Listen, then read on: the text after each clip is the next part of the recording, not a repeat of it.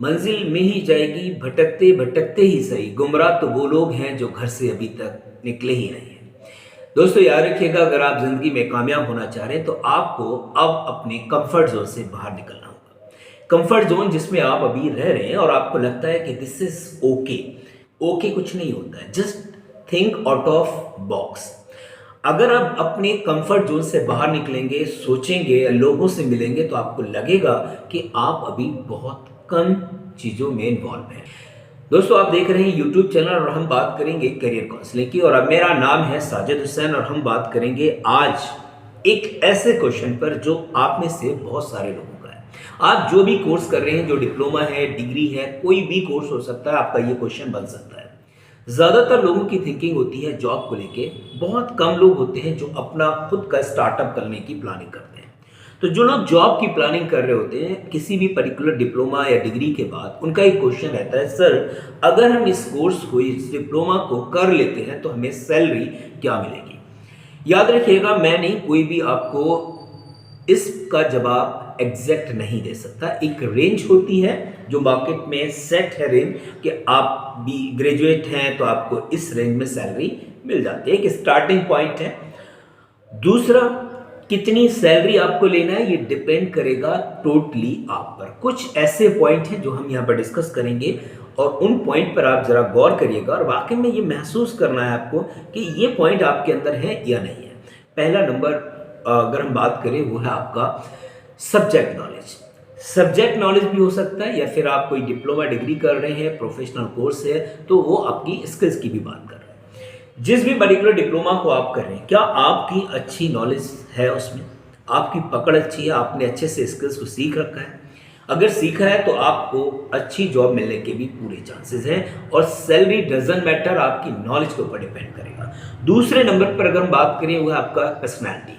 आप अपनी पर्सनैलिटी को देखें, क्या आप पर्सनैलिटी में किसी भी तरीके का जो भी जॉब है उसमें आप फिट हो पा रहे हैं।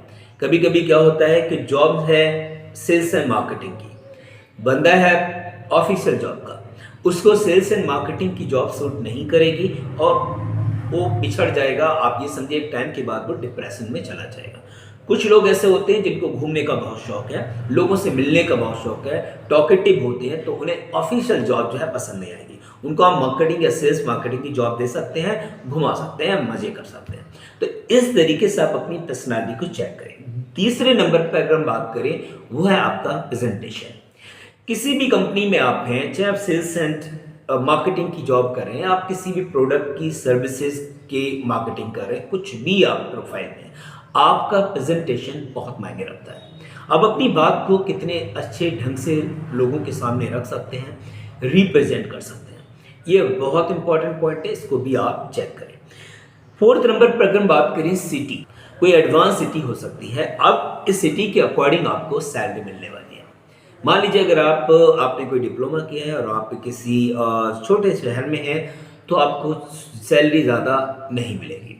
वहीं पर आप जाते हैं मेट्रो सिटी में तो वहाँ पर खर्चे बढ़ जाते हैं, बड़ी बड़ी कंपनियां हैं तो वहाँ पर आपकी सैलरी भी बढ़ जाएगी। तो इस पे भी आपको ध्यान देना है। सिटी के साथ साथ हम बात करें कंपनी की, याद रखिएगा हर एक कंपनी आपको इक्वल सैलरी नहीं दे सकती। मान लीजिए कोई स्टार्टअप है, अभी किसी ने कोई कंपनी स्टार्ट की है, तो आप कैसे एक्सपेक्ट कर सकते हैं कि इसमें बहुत अच्छी सैलरी आपको मिल जाएगी, नहीं मिलेगी। तो आपको ये देखना है कि कंपनी कैसी है, पुरानी कंपनी है, रेपुटेटेड है, वर्क बहुत सारा है उनके पास, तो आप वहाँ पर अप्लाई करेंगे तो आपको एक अच्छी जॉब, अच्छी सैलरी आपको मिल सकती है। अगर हम बात करें नेक्स्ट, तो वो डिपेंड करेगा आपकी कॉलेजेस, यूनिवर्सिटी जहाँ से आपने इस कोर्स को किया है।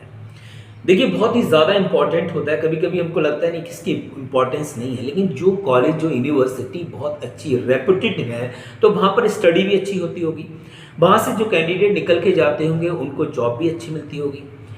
अच्छे कॉलेज, अच्छे यूनिवर्सिटी में एडमिशन लेने का प्रोसेस भी थोड़ा सा मुश्किल होगा। अगर मुश्किल है तो अच्छे कैंडिडेट ही उसमें एडमिशन ले पाएंगे, और जब वहाँ से आप निकलते हैं तो याद रखिएगा आपकी सैलरी भी अच्छी मिलने वाली है। नेक्स्ट अगर हम बात करें वो है आपका कांस्टेंट लर्निंग। आपने अगर डिप्लोमा कर लिया है और जिस भी पर्टिकुलर सेक्टर में आपने डिप्लोमा किया है, अभी भी आपको कांस्टेंट नॉलेज गेन करनी है। लगातार पढ़ते जाना है। ये मत समझिए कि नहीं अब हो गया काम, ऐसा बिल्कुल नहीं है। कंसिस्टेंसी के साथ आपको स्टडी करते जाना है और सीखते जाना है, अपनी नॉलेज को अपग्रेड करना है। अगला अगर हम बात करें 9th की, तो वो आपका पॉजिटिव एटीट्यूड एंड बिहेवियर। आपका जो एटीट्यूड है वो बहुत मायने रखता है। हर एक चीज़ पर आपके एटीट्यूड की एक जो है ना झलक दिख जाती है। जब आप काम कर रहे होते हैं, आप पॉजिटिव एटीट्यूड के पर्सन हैं, तो आपके काम में पॉजिटिविटी दिखेगी, नेगेटिविटी का आप शिकार नहीं होंगे। बिहेवियर आपका बहुत ही ज़्यादा इंपॉर्टेंट है। लोगों से आप कैसे बात करते हैं, किस तरीके का बिहेवियर आपको ऑफिस के अंदर है, स्टाफ के साथ कैसे रहते हैं, ये सारी चीज़ें आपकी इम्पॉर्टेंट रहती हैं। अगर आप इन सब चीज़ों को मैनेज करते हैं तो salary doesn't matter, with in year, 2 year, 3 year, 5 years में आप लाखों पर पहुंच जाते हैं। अगला अगर हम बात करें नेटवर्क एंड सोशल, आप अपने आप से पूछें, क्या आप सोशल हैं? नेटवर्क आपने बनाया हुआ है, लोगों से आप मिलते हैं? अगर लोगों से आप मिल रहे हैं, नेटवर्क है, तो ये नेटवर्क ही आपको हेल्प करेगा आपकी जॉब दिलाने में, बहुत सारी चीज़ें करने में ये नेटवर्क आपकी हेल्प करेगा।